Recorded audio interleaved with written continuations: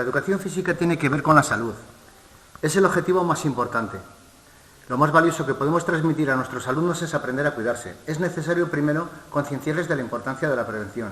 Y segundo, que conozcan cómo están para poder mejorar y cuidar su salud, presente y futura. Desde este enfoque, hay factores de todos conocidos y que solemos tratar en nuestras clases. Estos factores son factores directamente relacionados con la salud, no con la forma deportiva.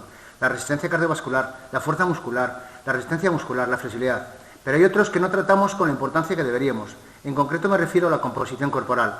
Tal vez por su aparente dificultad no se trabaja en la práctica y considero que hacerlo es de suma importancia. Ese es el objetivo de este tutorial. Quiero ofrecer una herramienta sencilla, en forma de plantilla, pero muy efectiva, que se podrá utilizar para realizar un estudio antropométrico de nuestro alumnado. Estudio que les permitirá saber su composición corporal y comenzar a trabajar para poder modificarla de una forma saludable y segura. Esta herramienta la he ido desarrollando a lo largo de los años y la he ido mejorando y retocando en los aspectos de tal manera que sea cada vez mejor y más útil. En el enlace que he colgado abajo y al que podréis acceder muy fácilmente, tendréis una hoja de cálculo en la que se van a ir introduciendo las medidas y automáticamente van a salir los resultados que se ofrecen en cualquier estudio cineantropométrico de los que se encuentran en cualquier mercado.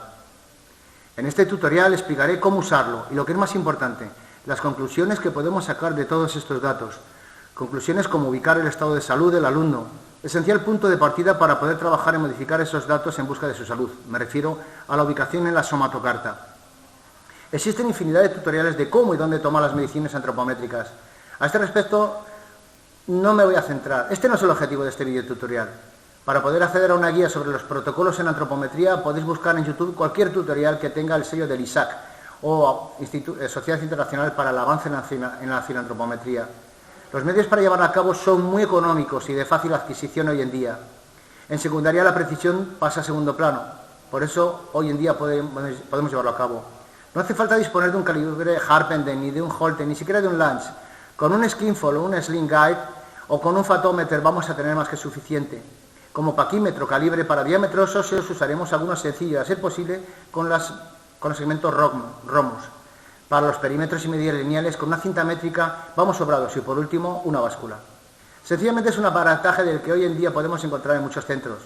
Traslada todas estas mediciones obtenidas con el protocolo restringido del ISAC, te va a sobrar en la hoja y obtiene automáticamente todos los resultados, compartimentos corporales, somatotipos, somatocarta, índices de corpulencia, robustez. Además, podrás obtenerlo dentro del propio libro de cálculo, explicaciones para cada uno de estos datos. Buena suerte en las mediciones y en los cálculos.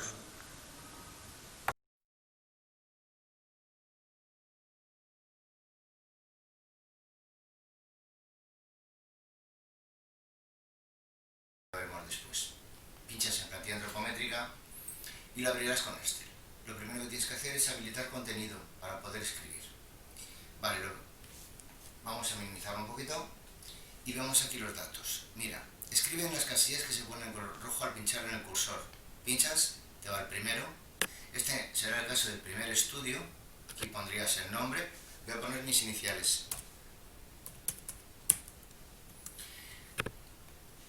En H tienes que escribir hombre si eres hombre, H si es hombre y M si es mujer. No hace falta escribir nada, la fecha está ya colocada. La edad al que tienes que colocar, vamos a poner 18 años. El peso en kilos, poner unos kilos determinados. Y luego vas metiendo todos los datos que vienen a continuación conforme a los índices de medidas longitudinales, medidas de diámetros para peso óseo y pliegues grasos para el peso graso. Como ya te habré explicado, tienes todos estos datos en muchísimos tutoriales en YouTube. Tienes que ver vídeos en los que te remitan al ISAC, International Society for Advance of Kinanthropometry, o Sociedad Internacional para el Avance de la Cinantropometría. Continúas introduciendo los datos que correspondan. ¿Vale?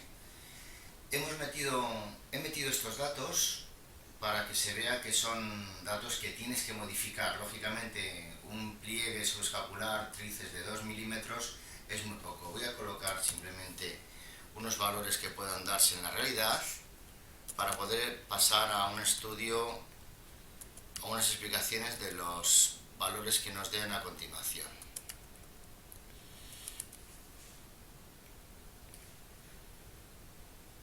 Una vez introducidos todos los datos, lo único que tienes que hacer es pinchar en esta celda. Completadas todas las celdas, pincha aquí para ir a la somatocarta. Bien, en esta somatocarta vemos lo siguiente. Voy a minimizarla para hacerla más grande. Vemos estos valores que hemos metido, que son los que hemos metido en la primera página, ingreso de datos antropométrico, el valor de somatotipo y los índices de corpulencia. Los índices de corpulencia, como pueden ser el índice de masa corporal, el índice de Piñet, el índice de Ruffier, el índice de conicidad, el índice de Mení, el índice de Speer, el índice de cintura-cadera o el índice de cintura-estatura. Bien, ¿qué me dicen cada uno de estos datos? Lo primero, voy a ir pinchando en cada uno de ellos. En cada uno de ellos hay un hipervínculo que al pinchar sobre ello me lleva a explicar de dónde salen esos datos. ¿Qué es endomorfia, mesomorfia, ectomorfia? Bueno, pues simplemente es la relación entre la altura y la raíz cúbica del peso, para explicarme por qué puntúo endomorfo, por qué puntúo mesomorfo, por qué puntúo ectomorfo. Pincho otra vez encima y me vuelve a la somatocarta. El índice de cintura-cadera simplemente explica la correlación que hay entre el perímetro de la cintura, el menor perímetro de la cintura y el mayor perímetro de la cadera. Tiene, como puedes ver aquí, de riesgos cardiovasculares en este índice, tiene unos valores muy importantes a la hora de predecir problemas de dislipemias, problemas de hipertensión o de diabetes tipo 2. Aquí vería junto a la edad los niveles de riesgos asociados a cada uno de los valores que tengo. Pincho otra vez y me devuelve otra vez a la somatocarta. El índice de cintura-estatura viene a ser muy parecido al índice de cintura-cadera, es un índice de corpulencia que me determina la correlación que hay entre la estatura y mi cintura, entendiendo la cintura o la obesidad abdominal como un factor de riesgo que me puede producir un acortamiento de los años de vida.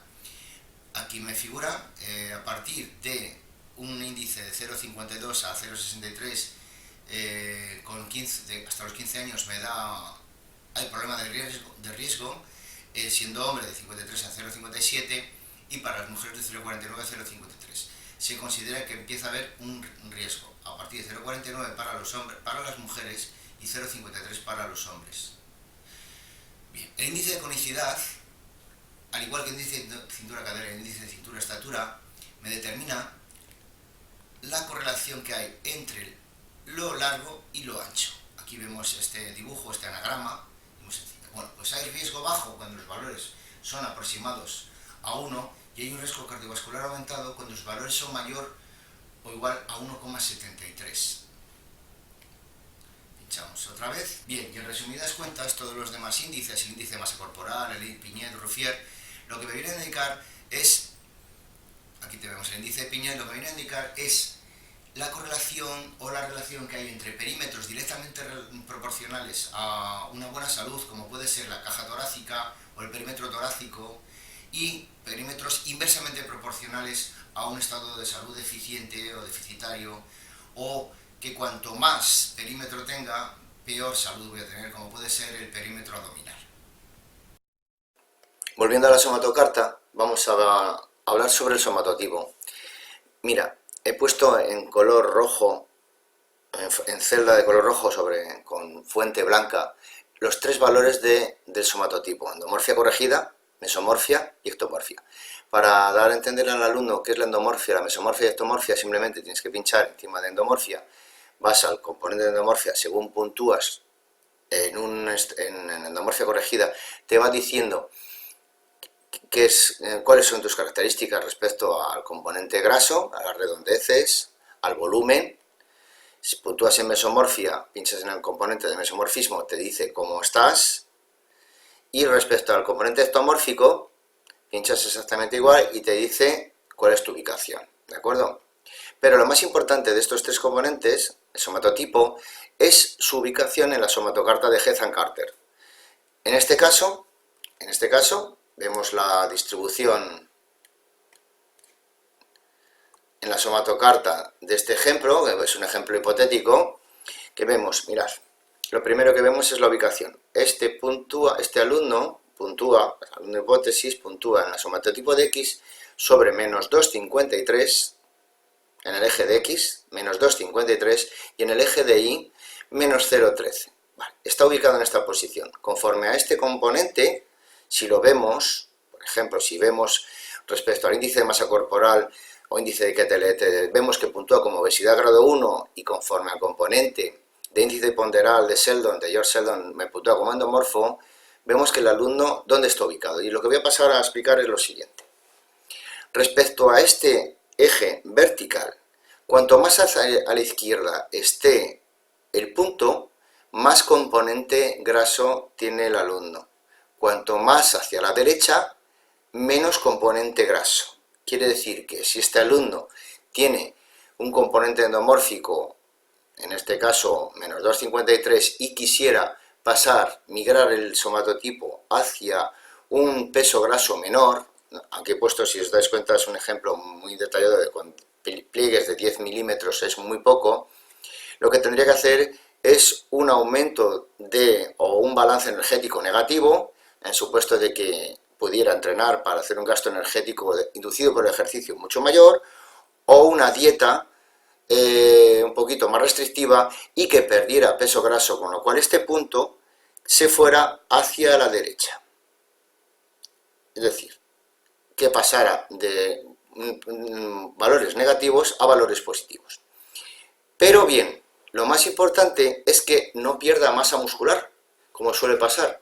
En este caso, este alumno está respecto a la línea horizontal, en el punto 0 del eje de Y, está en el punto, tiene un valor de 0,13, casi 0. ¿Qué pasa cuando una persona hace dieta exclusivamente sin ningún tipo de actividad física? Bueno, pues que lo que produce sobre todo va a ser una pérdida de peso muscular. ¿Y qué va a ocurrir? Que este punto va a ir hacia abajo y va a perder masa muscular. Por lo tanto, lo que me dice esta línea horizontal hacia arriba o esta línea horizontal hacia abajo es que el alumno tiene que intentar buscar el mayor componente muscular posible, compatible con una calidad de vida dependiendo de sus intereses musculares, incluso estéticos, y no perder masa muscular. En cuanto se pierde masa muscular, este punto va hacia abajo. Si además este punto va hacia abajo y no se desplaza hacia la derecha, quiere decir que no pierde grasa, sino que pierde músculo. El objetivo de un buen plan de entrenamiento es que este punto se desplace hacia arriba, es decir, gane componente muscular, se desplace hacia un componente mesomórfico y se desplace un poquito hacia la derecha. Y la descomposición vectorial de un desplazamiento hacia arriba y un desplazamiento hacia la derecha hará que este punto se desplace de forma oblicua, en este sentido, conforme estoy moviendo el ratón. Eso hará que el alumno, a lo largo de su vida o a lo largo de un plan de entrenamiento o de dieta, esté mucho más sano. La explicación gráfica o determinación gráfica del somatotipo, de endomorfia, mesomorfia, ectomorfia, queda reflejada en este diagrama, en esta distribución de tartas. El componente ectomórfico es el menor, lógicamente 0,58, el componente endomórfico es el mayor, 3,10, y el componente mesomórfico es un poquito medio. Por lo tanto, esta persona podría caracterizarse como un somatotipo endomesomórfico. La somatotipia o el somatotipo no suelen ser siempre tan claros, es decir, aquí en este caso puntúa con una mayor puntuación el componente endomórfico. Quiere decir esto que nos encontramos muchas veces con modelos mixtos. Esta sería una explicación de diferentes modelos de mesomorfia, de endomorfia o de ectomorfia pura, de mesomorfo-endomorfo, conforme a esta determinación, componente mesomorfo-ectomorfo, componente endomorfo balanceado o componente el C ectomorfo balanceado. Todos estos demás puntos medios están explicados en cada una de estas características. ¿Y cómo se denominarían? Hace referencia a los tres componentes de endomorfia, mesomorfia y ectomorfia, cómo puntúan. Lo más importante dentro de la somatocarta es ver dónde está ubicado. Con este pequeño dibujo explicativo, más o menos puedo entender dónde puedo ubicarme o ubicar a un alumno en concreto después de someterle a un estudio cineantropométrico. Por último, dentro del somatotipo, el alumno siempre le gusta saber cómo está o cómo se podría comparar con algún deportista o qué biotipo o somatotipo tiene respecto a algún deportista conocido. Pinchando aquí en somatotipo, establezco los valores que tienen respecto al eje de X y el eje de Y, de endomorfia, mesomorfia y ectomorfia, y podría ver diferentes deportes para si es un hombre o para diferentes deportes aquí abajo si es para una mujer, cómo puntúan el componente endomórfico, cómo puntúan el mesomórfico y ectomórfico, y en respecto al eje de X y el eje de Y de la somatocarta, bueno, pues ver dónde está ubicado, y de ese modo, pues hacerse una idea de qué perfil antropométrico, qué perfil de somatotipo tiene comparado con algunos de los deportes más conocidos. En este caso he puesto atletismo, desde las pruebas más cortas, más largas, hasta las pruebas más cortas o explosivas, y algún tipo de deporte así también bastante conocido: natación, fútbol, baloncesto, etcétera. Otros de los datos más importantes que nos ofrece esta somatocarta, esta plantilla antropométrica diseñada para la ocasión, es el que nos da el estudio de los compartimentos corporales en porcentaje graso, porcentaje óseo, porcentaje residual y porcentaje muscular. En este caso establezco dos grandes grupos, el de Rossi-Guimarães y el de Juhás-Carter. En cualquiera de los dos casos se establecen mediante plicómetros escolares, un skinfold, que como ya he presentado anteriormente, un skinfold o un fatómeter, que son de adquisición bastante económica. Y bueno, en el Rossi-Guimarães establezco el porcentaje graso a partir de 4 pliegues subescapular, abdominal, tricipital y suprailíaco. Y en el de Juhás-Carter, junto a esos 4 pliegues, establezco el del muslo anterior y el medial de la pierna. ¿Por qué establezco Rossi-Guimarães y Juhás-Carter? Simplemente por una cuestión de logística. Muchas veces hay chicos, alumnas, sobre todo incluso, que no quieren, por motivos estéticos, que no quieren ser tomados los pliegues del muslo anterior y del medial de la pierna. Por lo tanto, remito el estudio al porcentaje graso de Rossi-Guimarães, los 4 pliegues superiores, se lo toman ellos. El GREC, o Grupo Español de Cineantropometría, utiliza el modelo de Rossi-Guimarães, pero realmente utiliza el modelo de Juhás-Carter con 6 pliegues para determinación del peso graso. Para el porcentaje óseo se estima la fórmula de Rocha, según Fondabelin, la de Burch para el porcentaje residual, siendo algo estanco, de 24,1% para hombres y 20,09% para mujeres, y para el porcentaje muscular no he utilizado la fórmula de Martin como en otros casos, sino que he utilizado la fórmula de Matieska. Estos porcentajes quedan registrados en forma de gráfico de anillo por sectores, tanto para la fórmula de Rossi-Guimarães como para la de Juhás-Carter. Aquí apreciamos el componente muscular, la diferencia entre el componente muscular de Juhás-Carter respecto al componente muscular de Rossi-Guimarães, dependiendo de una fórmula o de otra. Pero en resumidas cuentas, lo que tenemos que fijarnos también es la suma de pliegues totales, que tiene el alumno después de haber tomado todos los pliegues grasos que se reflejan en estos valores.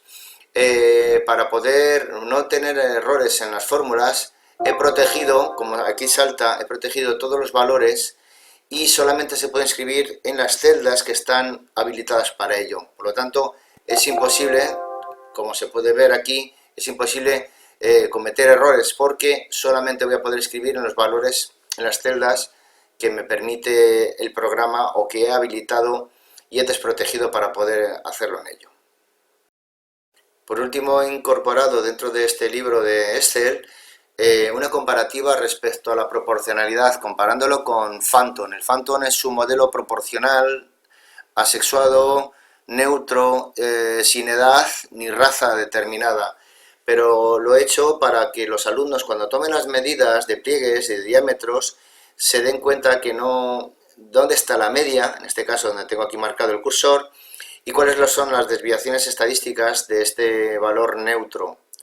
En este caso, la tipificación es la desviación que tiene respecto a la variable que se está midiendo el sujeto analizado respecto al Phantom, y lo que he ingresado es una comparativa respecto a todos los valores, siendo el color rojo el valor de Phantom y el color azul el valor del sujeto. Vamos a modificar, por ejemplo, el valor del peso aquí, que está en 78, lo vamos a meter aquí, vamos a meter 60 kilos, por ejemplo, y vamos a ver cómo se modifica automáticamente. Lo vemos aquí, aquí se ha cambiado.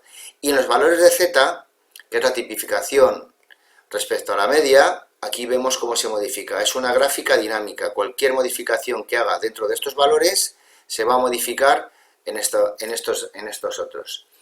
Siendo el valor 0,0 una correspondencia con el Phantom respecto a una proporcionalidad absoluta, valores positivos son valores mayores respecto al Phantom, valores negativos son valores menores respecto al Phantom.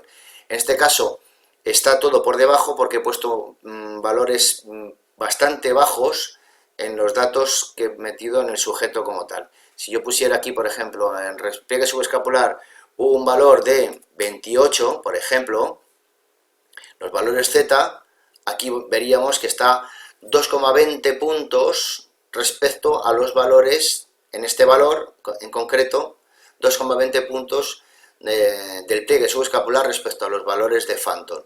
Básicamente es algo anecdótico porque no tiene ningún tipo de comparación hoy en día el Phantom desde el punto de vista ni deportivo. Aquí vemos cómo se modifica también, siendo el valor de Phantom 17,2 de media. No tiene ningún punto de interés el Phantom ni desde el punto de vista deportivo ni desde el punto de vista de salud.